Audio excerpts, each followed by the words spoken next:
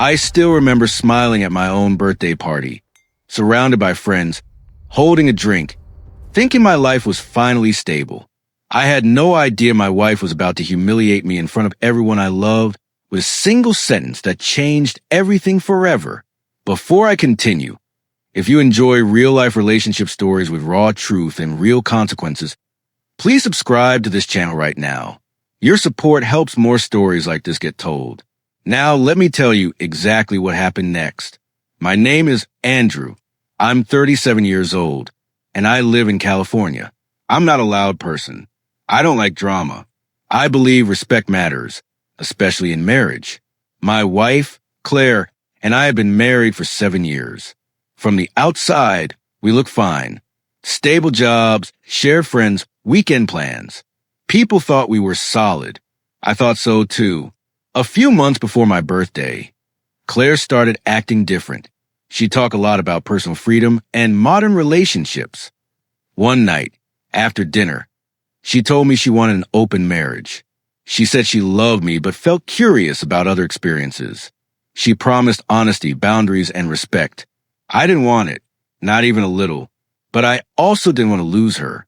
After weeks of pressure, I agreed, but with clear rules. Nothing public, no surprises, no humiliation, and absolutely no bringing other people into our shared space or social circle without talking to me first. She promised she understood. The birthday party was her idea. She said she wanted to do something special for me.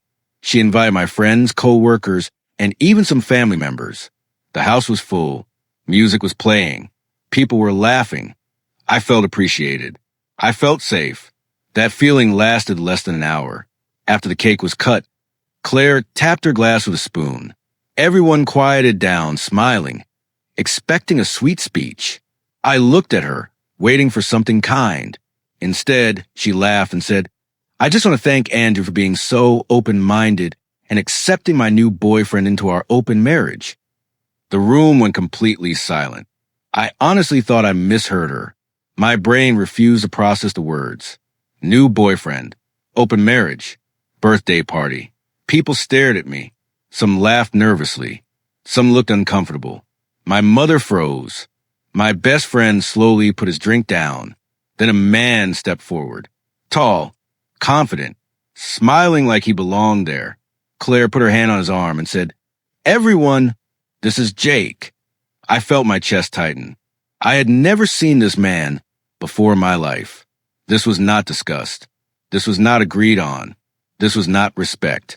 I stood there, humiliated in my own home, while my wife smiled like she had just made a cute announcement. I didn't yell. I didn't cry. I didn't make a scene. I laughed, not because it was funny, but because shock does strange things to you. I calmly said, "Claire, can we talk in private?" She rolled her eyes like I was overreacting, but followed me into the kitchen. I asked her one simple question. "What the hell is this?" She crossed her arms and said, "Don't act surprised. You agreed to an open marriage." I told her, "I agreed to honesty and boundaries. I did not agree to being embarrassed in front of everyone I know." She shrugged and said, "You're being insecure. Jake is important to me." That was the moment something inside me broke. Not loudly, but permanently. I went back into the living room. Everyone was awkwardly pretending nothing happened. Jake was standing there like he owned the place. I looked around at my friends, my family, the people who cared about me. Then I spoke. "Thank you all for coming," I said calmly, "but the party is over." People looked confused. Claire stared at me in disbelief. Jake looked annoyed. I turned to him and said, "You need to leave." He laughed and said, "Man, relax. This is an open marriage." I looked him in the eye and said, "Not anymore." I walked upstairs, packed a bag, grabbed my keys, and left my own birthday party.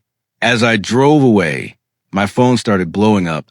Claire was calling, texting, angry at first, then apologetic, then desperate.